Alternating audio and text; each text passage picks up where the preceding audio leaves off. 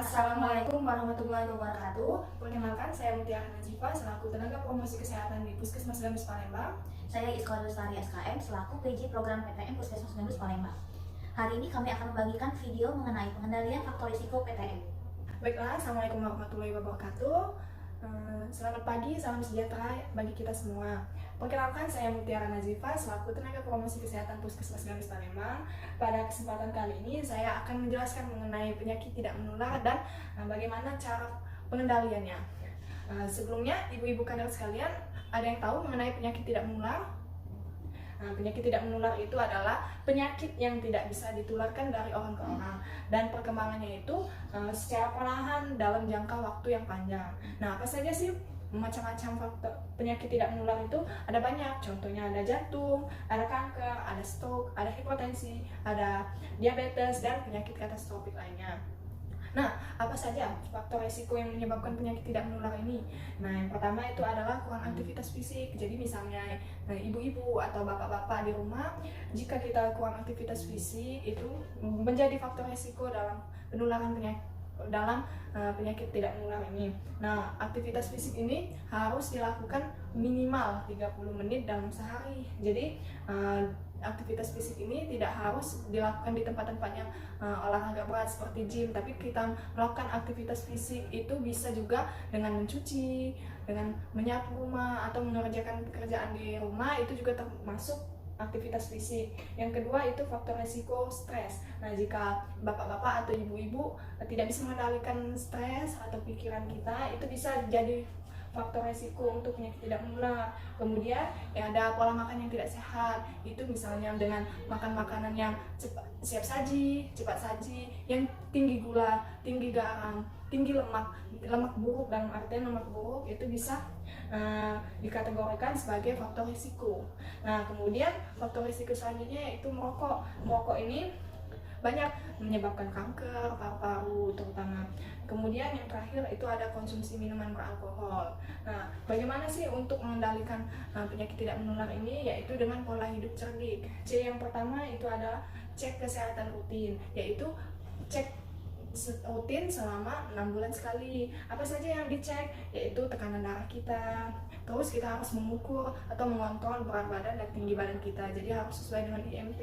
Kemudian kita juga harus mengukur lingkar perut kita. Untuk laki-laki itu batas lingkar perutnya adalah 90 cm. Kalau untuk perempuan itu batas akhirnya itu 80 cm. Jadi kalau di atas keduanya itu berarti dikategorikan obesitas sentral. Kemudian kita juga harus mengukur kadar kolesterol kita sama gula darah kita secara teratur, dan juga kita harus mengecek pendengaran dan penglihatan. Kemudian itu bisa juga dilakukan dengan sadari atau periksa payudara sendiri. Kemudian yang kedua adalah nyahkan asap rokok. Jadi kita harus menghindari asap rokok, baik kita sebagai perokok aktif maupun kita sebagai perokok pasif. Ya, sebaiknya kita juga tidak boleh mencoba untuk yang belum merokok atau bukan perokok aktif. Kita dianjurkan untuk jangan sekali-sekali mencoba rokok, karena kalau kita sudah mencoba ada kandungan nikotinnya itu bisa menyebabkan kita jadi kecanduan dan kita sulit untuk berhenti merokok itu. Kemudian R yang selanjutnya itu adalah rajin aktivitas fisik. Seperti yang saya jelaskan sebelumnya, itu kita harus berolahraga minimal 30 menit sekali. Jadi aktivitas fisik ini harus dilakukan 3-5 kali dalam seminggu. Kemudian D selanjutnya itu adalah diet seimbang, yaitu kita harus menjaga pola makan kita. Kemudian I-nya itu ada istirahat yang cukup, dan yang terakhir ada kelola stres. Jadi cerdik itu, ingetin ibu-ibu dan bapak sekalian, C cek kesehatan rutin, E menyahkan asap rokok, R rajin aktivitas fisik, D diet seimbang, I istirahat yang cukup, K kelola stres. Demikianlah penjelasan saya pada hari ini. Semoga ibu-ibu dan bapak-bapak bisa menerima materi yang telah saya sampaikan. Mohon maaf apabila ada salah kata dan perbuatan. Semoga materi ini bermanfaat bagi kita semua. Akhir kata, wabillahi taufiq wal hidayah. Wassalamualaikum warahmatullahi wabarakatuh. Baiklah, ibu-ibu kader, hari ini kita akan melakukan pengukuran lingkar perut pada peserta posyandu. Ini adalah prosedur yang benar dalam mengukur lingkar perut. Untuk diketahui, tujuan kita mengukur lingkar perut peserta posyandu adalah untuk mengetahui apakah peserta posyandu mengalami obesitas sentral atau tidak. Dan sebagai informasi, lingkar perut Untuk wanita maksimal 80 cm dan untuk laki-laki maksimal 90 cm. Untuk tahap pertama, yang harus kita lakukan adalah kita menginformasikan dan meminta izin kepada peserta untuk melakukan pengukuran lingkar perut. Yang kedua, kita raba tulang rusuk bagian bawah pada peserta posyandu, kita tandai sebagai batas atas. Lalu untuk batas bawah, kita lakukan raba tulang panggul sebagai batas bawah. Dan untuk melakukan pengukuran lingkar perut, itu kita lakukan pada pertengahan antara batas bawah dan batas atas tadi. Batas atas di bawah tulang rusuk ini, batas bawah di atas tulang pinggung. Kita lakukan pengukuran.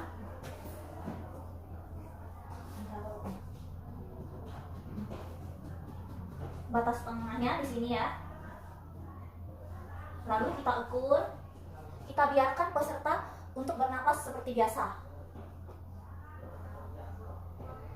Didapatkan hasil 68 cm. Dan untuk peserta dengan perut yang buncit, kita lakukan pengukuran lingkar perut pada bagian yang buncit. Baiklah, itu saja. Terima kasih Ibu Kader. Baiklah, untuk yang kedua kita akan melakukan pengukuran tekanan darah menggunakan tensimeter. Tensimeter digital maksudnya. Yang pertama, kita harus memastikan peserta duduk bersandar dengan tenang, lengan dan siku menempel di atas meja. Lalu, telapak tangan pastikan menghadap ke atas. Dan lengan baju dibiarkan saja, tidak perlu dilipat. Kaki tidak menyilang, telapak kaki rata menyentuh lantai. Kita masukkan manset.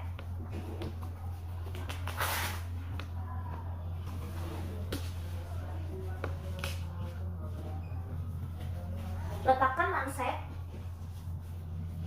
sejajar dengan posisi jantung.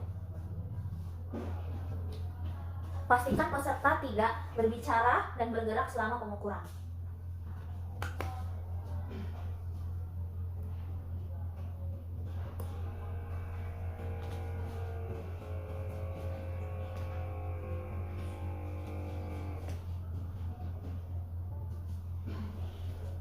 Lakukan pengukuran selama 2 kali dengan jeda 1-2 menit.